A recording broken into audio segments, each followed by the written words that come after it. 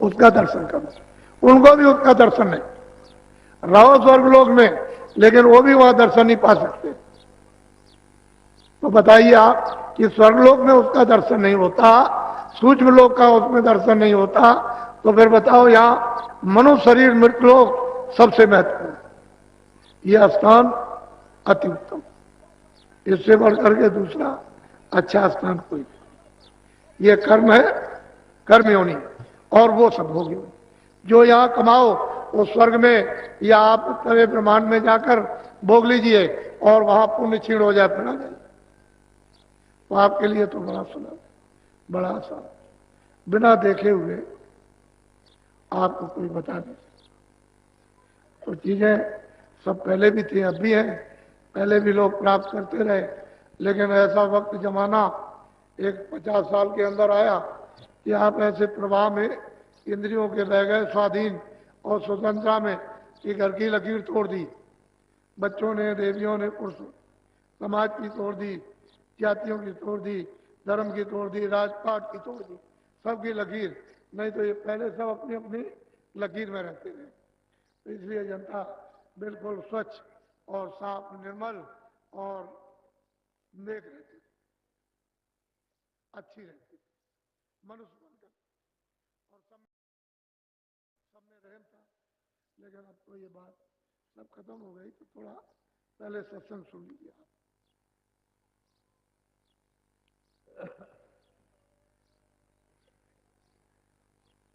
साते गुरु खोजोरी प्यारी, जगत में दुर्लभ रतन यही। कहते हैं कि नर नारी बच्चे बच्चियों बहुत प्यार से महापुरुष समझाते हैं कि तुम सदगुरु को खोजो, ये मानव तन रतन है और किसी काम का नहीं। वैसे तो मानव तन मिट्टी है, लेकिन अगर सतगुरु चेतन मिल जाए, चेतन से जुड़ा हुआ, जिसने चेतन को प्राप्त किया, तो ये नर्तन रतन, इसकी कीमत कुछ ऐसा अमूलक है। तो कहते हैं कि भाई तुम मतलब है सतगुरु की खोज करो, और क्या करो, कहते हैं उससे प्रेम करो, तो तुम्हारा ये शरीर रतन अमूलक, और अभी कोड़ियों के बदले में भी इसकी कुछ कीमत नहीं है। तुमको 500 रुपए में खरीद ले, 5,000 खरीदे, 200 रुपए में खरीद ले, तुम अपने आप को बिकने को तैयार, कोड़ियों के बदले में भी नहीं, और फिर आप किसी में भी नहीं खरीदे जा सकते। कहते हैं ऐसा नर्तन, कहते हैं कि तुम सदगुरु खोजो, ये दुर्लभ मानव शरीर, ये रतन है, इसको बेकार आप मत जाने दो, इसी में बैठ के प्रभु मिलता है, और वही सर्व संपत्ति है, वही सर्वधन है, सर्व सुख है, वही सर्व भंडार है, वही ज्ञान का है, उसी से छुटकारा होगा। नहीं तो ऐसे जन्मते और मरते न मालूम कितने अनगिनती युग बीत गए, अभी तक तो छुटकारा हुआ नहीं।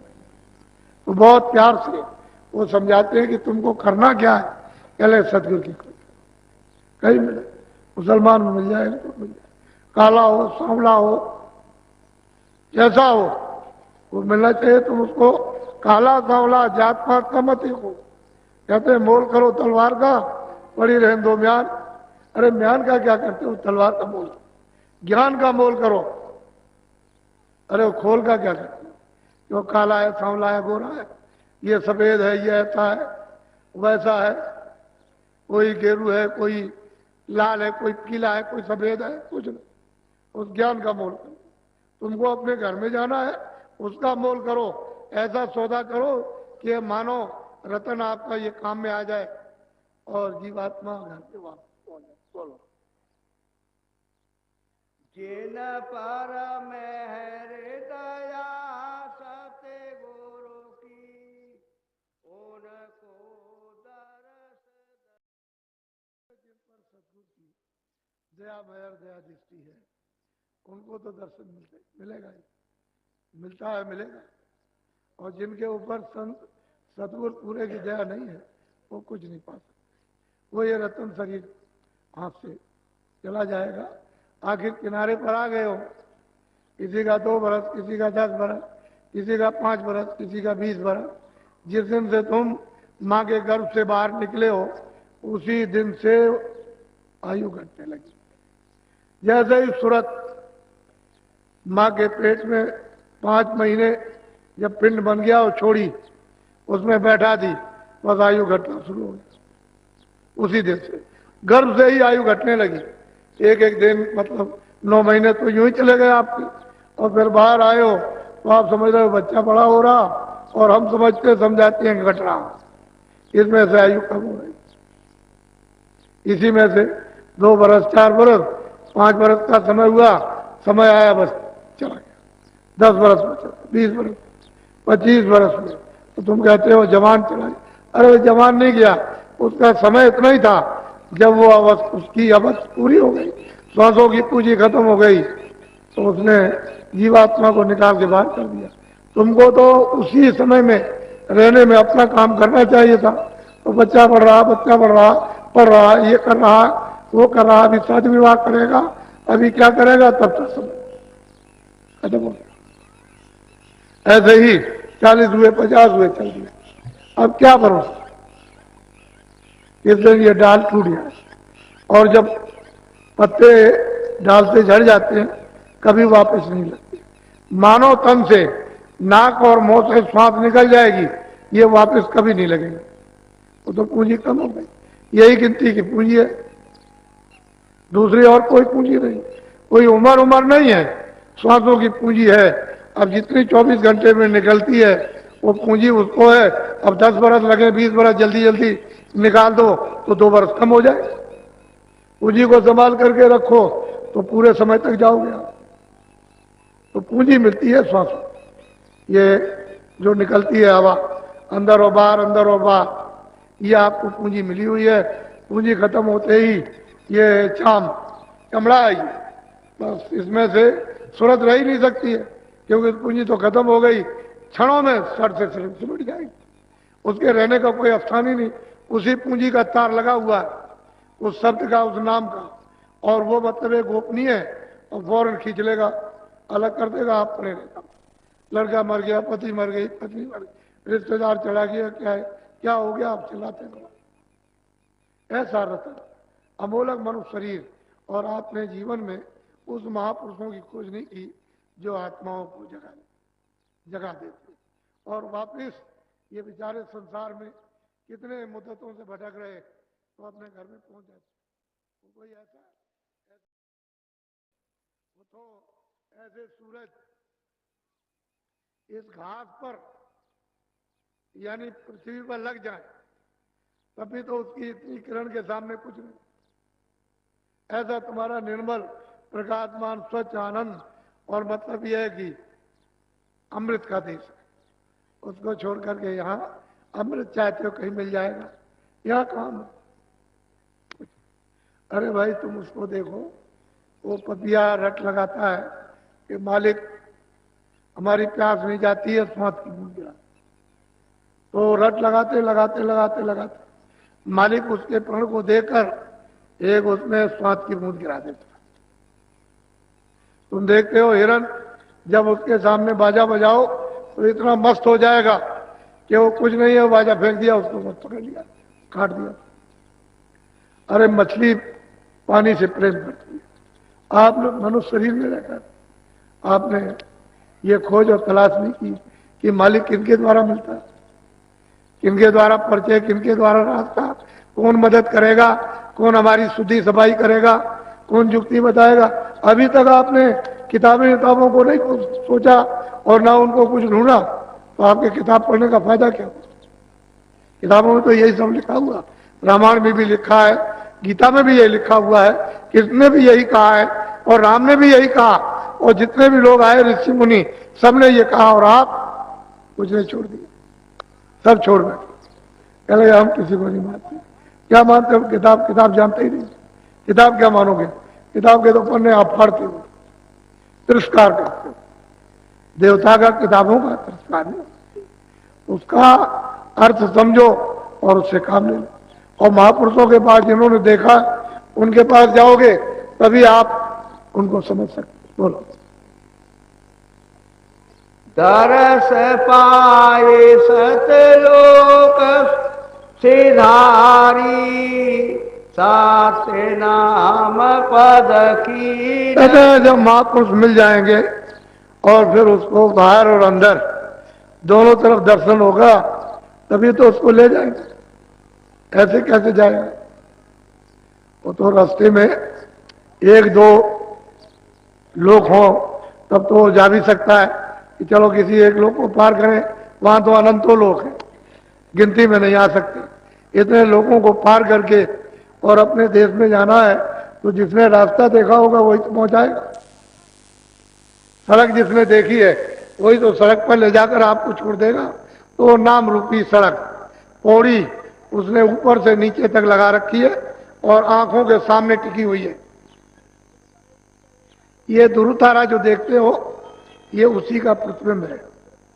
उस पर्दे पर, फिर दूसरे पर्दे पर, फिर तीसरे पर्दे पर, चौथे पर्दे पर, हजारों पर्दों पे पड़ा हुआ और वो आपको दिखाई देता है ध्रुवतारा।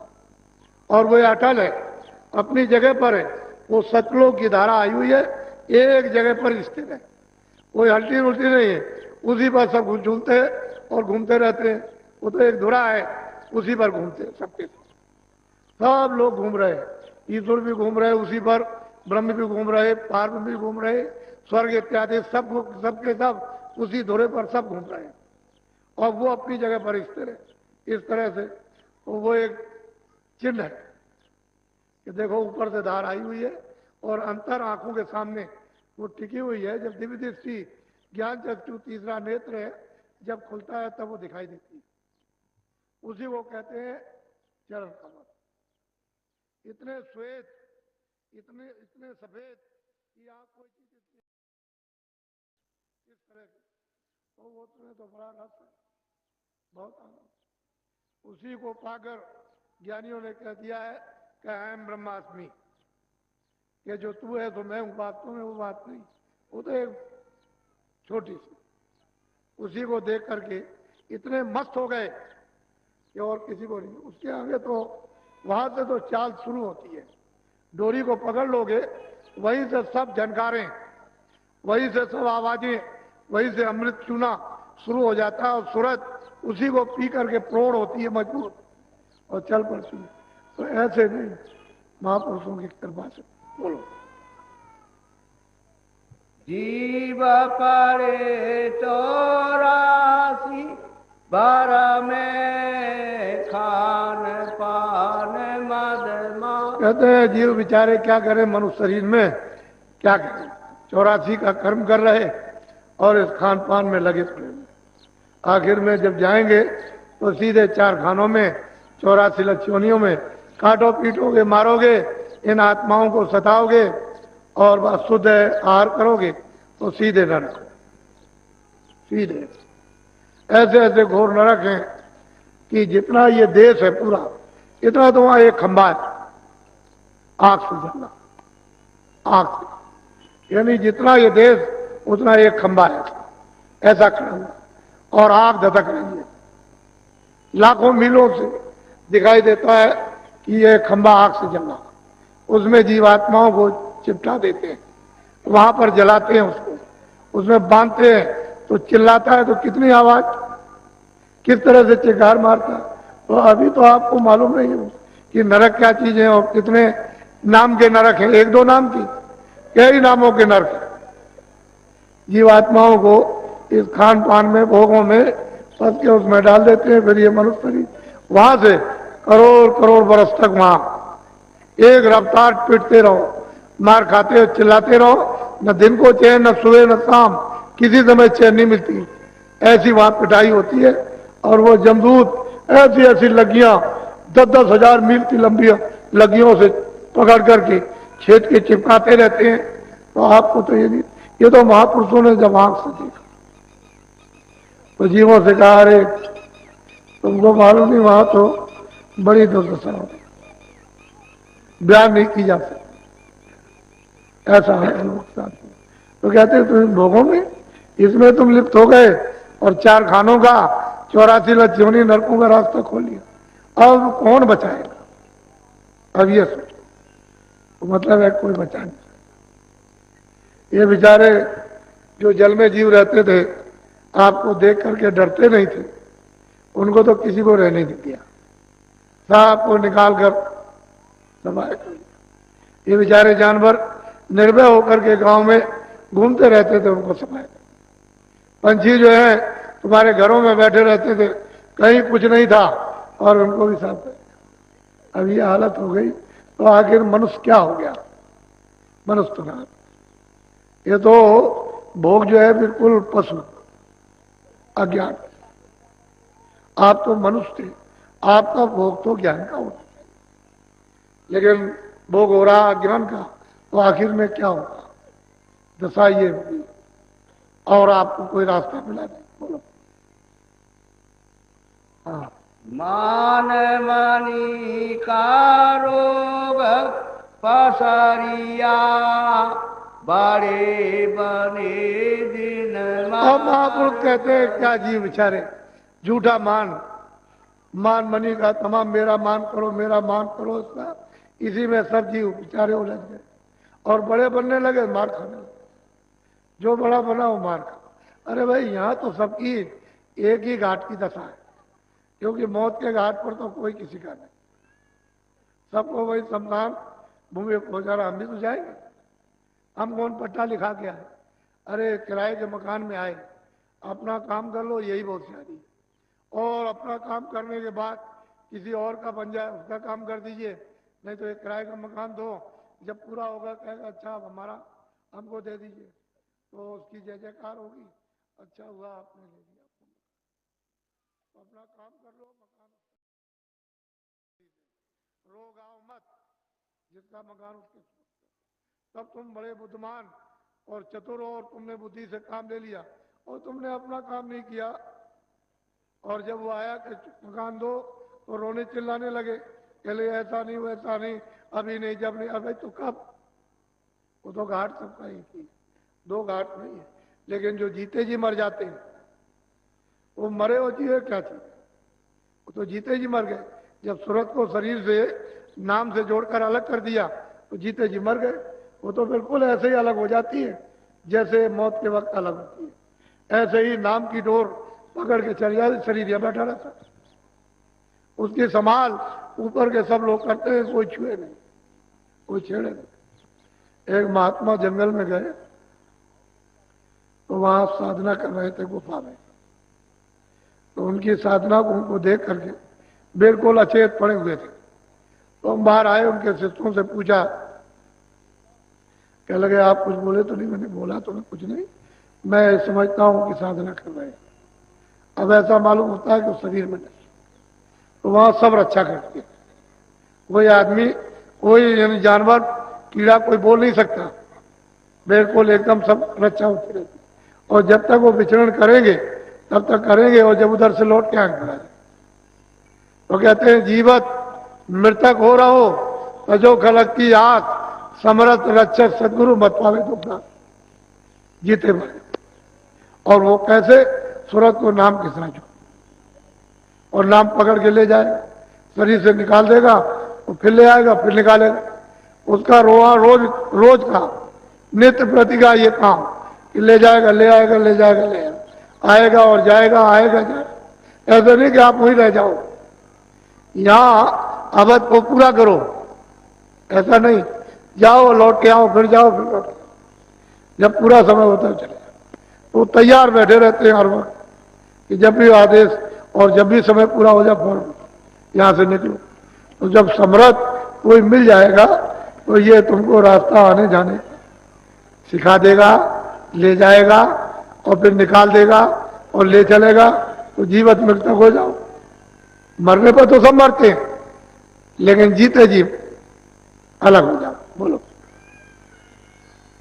छोटा रहे चित्त से अंतर, शब्द माही तब हम आप कहते हैं भाई छोटे रहो, सब छोटे रहो, अंदर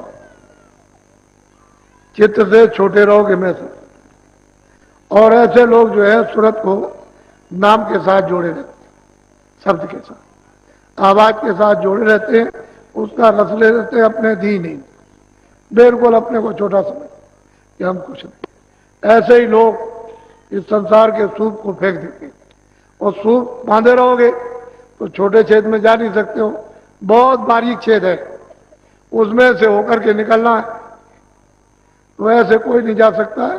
जितने दीन हो जाओगे इससे अपने आप को कि हम सबसे छोटे हैं, उतना ही सूरत सबसे जुड़ जाएगी। और जितना ही अपने को समझोगे कि हम कुछ हैं, हम हमारा लोग मान करें, आदर और सत्कार करें, तो तुम उस सत्ता से दूर चले जाओगे। वो दीन हो, और दीन जो होता है कहीं भी जाए सब प्यार करते हैं, छोटे को सब प्यार करते हैं। चिट्ठी रहती है, महलों में घूमती रहती है, कोई कुछ कहता है, सब जगह घूमती है, लेकिन कोई चला जाए तो देखो आप कैसे जा सकते हो। असली छोटे हो जाओ, जितने छोटे जाओगे मालिक के दरबार में प्रवेश हो जाओ। और तुम यहाँ पर घमंड लेकर के रहे तो घमंड तो जाता नहीं, वो तो एक विकार है, वहां विकार की कोई चीज नहीं जाती, न उधर मन जाएगा न बुद्धि। जहां तक मन जाता, बुद्धि चित्त और प्राण जाते, वो तो अपने अपने भंडार में ले हो जाएगा।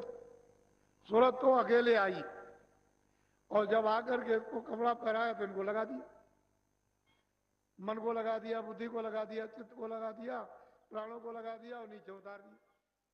अब लेकर के ऊपर से नीचे जब चढ़ाई हो शब्द के द्वारा तो उतारते चले जाओ, अपने अपने भंडार में पहुंचा, तो ये जीवात्मा अकेली हो जाए, किसी को लेकर नहीं अकेले। इस तरह से कहते हैं दीन होकर रहोगे सबसे जुड़े रहोगे, और दीनता नहीं है तो सबसे अलग हो जाओ। बोलो। शब्द भेद और शब्द कमाई।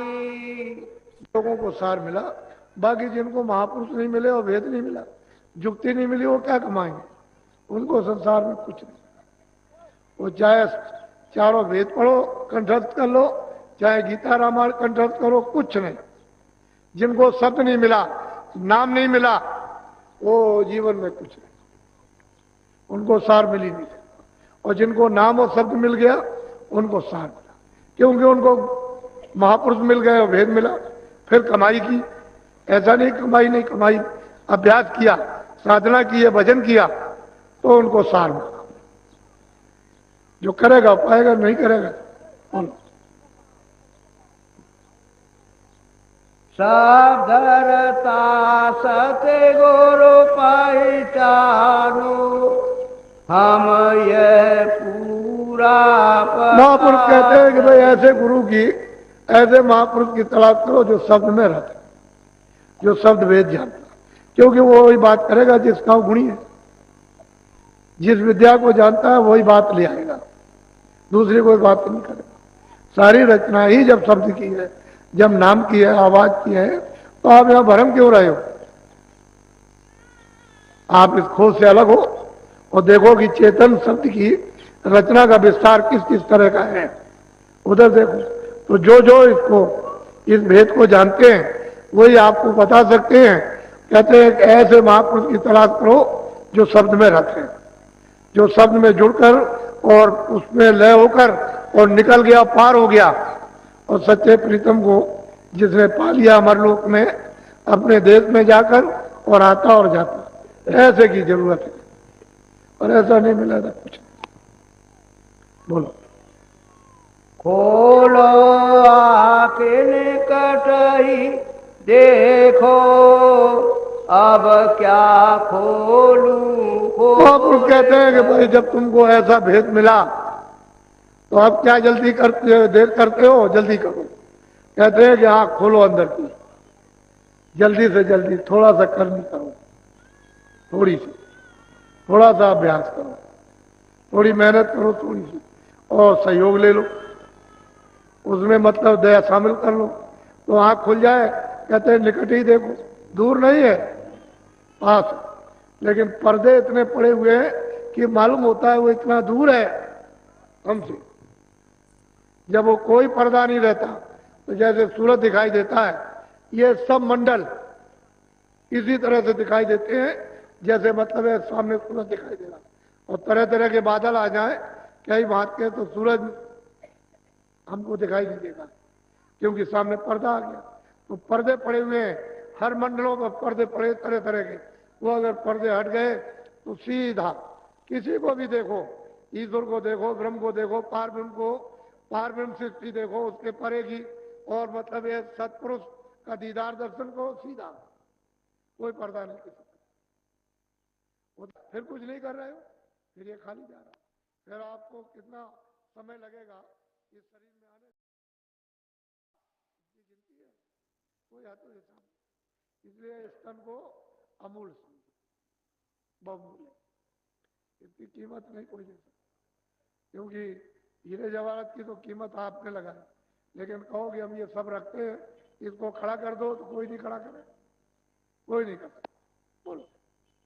आगे भागे तुम्हारा प्यारी, नहीं परखो तो जून। कहते हैं कि आगे है सूरत, है जीवात्मा, है मनुष्यो, तुम्हारा भाग है अगर तुमने नहीं इस समय मनुष्य शरीर में परखा, पहचाना महापुरुषों को, तो फिर जोन कहते हैं 84 और नरक कहते हैं, उन जोन में तुमको वासा मिलेगा, फिर ये अवसर फिर कभी मिलेगा, कभी नहीं मिलना। तो आप लोग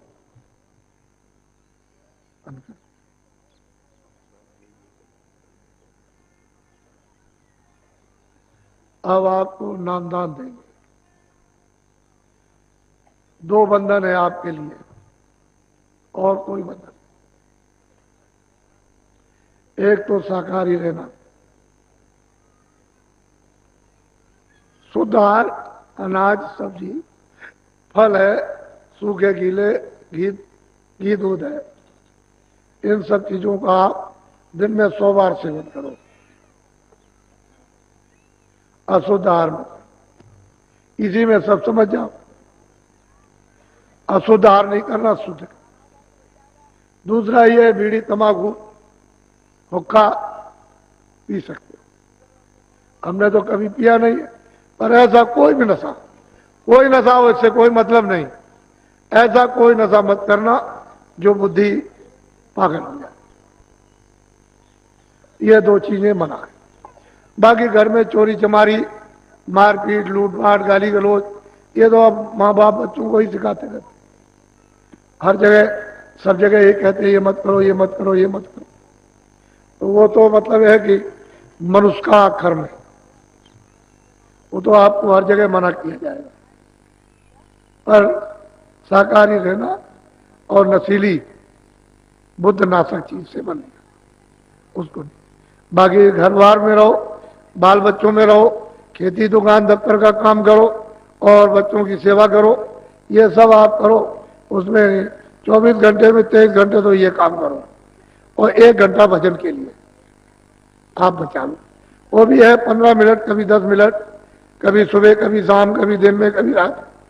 तो 1 घंटा पूरा करो पहले, 1 घंटे में ये काम करो, तो आपका घर बार भी नहीं छूटा और आपको कोई नुकसान भी नहीं, और समय तो आप बचा ही लेते हो। वो तो बेकार समय चला जाता है, क्योंकि उससे कोई आपका काम तो है नहीं। और जब आप भजन करोगे तो आपके काम आएगा, आप ही की चीज आपके काम आ जाएगी। तो 1 घंटा समय बचाओ। जब भजन होने लगेगा तो तुम 1 घंटा क्या, 2 घंटे भी, 4 घंटे भी, 10 घंटे भी समय अपने आप दोगे। हमारे कहने की जरूरत नहीं है, फिर 10 घंटे भी लग जाओगे, 4 घंटे भी लग जाओगे, फिर तो अलग बात है। तो चीज ऐसी है कि जब वो मिलेगी, जो नशा और मस्ती चढ़ेगी, वो मतलब यह है कि उसके सामने कोई कुछ नहीं, वो तो है। लेकिन 1 घंटा समय बचाओ 24 घंटे, बस। और कोई बंधन तो है नहीं। हम तो किसी को साधु बनाते नहीं, ना अभी तक किसी को बनाया। तो गुरु महाराज के पास आए थे, उन्होंने कहा था कि अरे भाई क्या करोगे, भजन ही कर लो, भजन कर लो, क्या करोगे, ये अपना काम कर लो, चलो दूसरों को मतलब ये है कि जगा देना, जब काम हो जाए तो दूसरों को भी जगाना। ऐसा उनकी इच्छा थी। तो अब जो उनकी इच्छा थी वो किया। आप पहले उनको देखिए, गुरु महाराज को कितने सीधे साधे थे, बहुत सीधे साधे। सही बात तो है, इनको कोई पहचान नहीं सकता था, इतने सीधे। और मतलब यह है कि सब कुछ लेकर बैठे हुए थे, सब कुछ खजाना उनके पास था, जो लेने वाला होता सब ले लेता, पर यह है कि लेना नहीं। अब जो कुछ उनकी कृपा और दया हो गई वो, लेकिन उनके पास सब कुछ, किसी चीज की कमी नहीं। पर अब यह है कि भाग नहीं है तुम्हारा, तुम जगे और चेते नहीं, तुम इस संसार में लगे पड़े रहे, विषयों में फंसे रहे, तो आप उससे वंचित रहे। तो आप देखिए उनको कितने सीधे और साधे,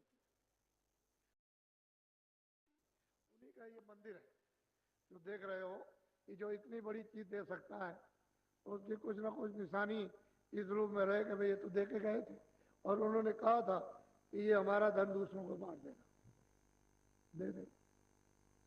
दे देना तुम्हारा नहीं है, तुम इसके रखवाले बनो, और जब दूसरा ग्राहक आ जाए तो उसको ये धन दे। तो ये तो उनकी चीज है, हमारी तो कुछ है। हम तो वैसे भी नहीं चाहते थे कि कोई सत्संग करें, चुपचाप अपना भजन करते रहे और चुपचाप रहे, समय पूरा करना चाहिए, लेकिन उनका आदेश था, इसलिए ये आपको सब धीरे धीरे करके सुनाना पड़ा। और जो परेशानियां आई वो तो हमको मालूम, लेकिन उसके सामने कुछ परेशानी नहीं, वो भी हंसी खुशी की। आपके साथ कितनी परेशानी महापुरुषों को उठानी पड़ी, तब इन जीवात्माओं का काम हुआ, नहीं काम नहीं होता है। तो आप नामदान ले लीजिए। आप पहले जो जो भगवान का नाम बोलेंगे, सब लोग एक साथ एक आवाज में मुंह से अपनी अपनी आवाज को बाहर निकालना, ताकि ये सुनने को मिले कि आप नाम का शुद्ध उच्चारण कर रहे हैं। ऐसा नहीं कि आप अशुद्ध बोलने लगो, शुद्ध उच्चारण, सीधा उच्चारण करो, अशुद्ध उच्चारण उल्टा मत करो, सीधा बोलो हमेशा। वो क्योंकि सीधा ही वो पकाया हुआ है, उल्टा नहीं पकाया।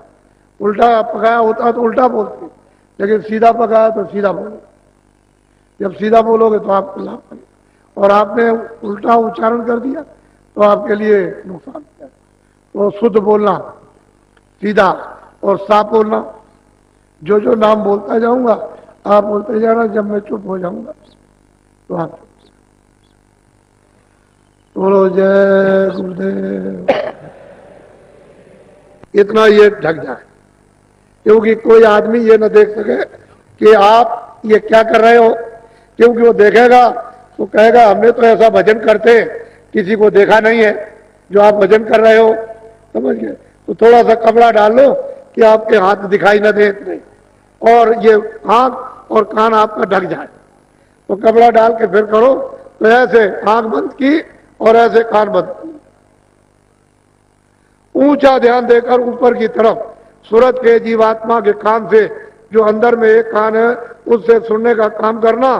तो शुरू शुरू में जब आप बैठोगे तो मालूम होगा सुनसान, तो ऊपर ऊंचा से ऊंचा उधर मन और चित्त बुद्धि कानों के साथ लगा करके कान से गौर से सुनना। ये आवाज कैसी आवाज बोली, उसको ऐसा पहचानना कि ऐसी आवाज कोई बाहर भी है, ऐसा पहचानने की कोशिश करना। जब मैं कहूंगा कि अच्छा खोल दीजिए तब खोलना, ऐसे बैठ जाओ, आगे पैर करो ऐसे, सब लोग इस पर रखो ऐसे हाथ, ऐसे। ये आंखें बंद करना और दोनों कान, दोनों आंखें और दोनों कान, और अंदर के कान से सुनना ऊपर की तरफ। आंख और कान बंद करो, बंद कर लो आंख और कान, और ऊपर की तरफ बहुत गौर से सुनना, इधर उधर मन कहीं ना जाए।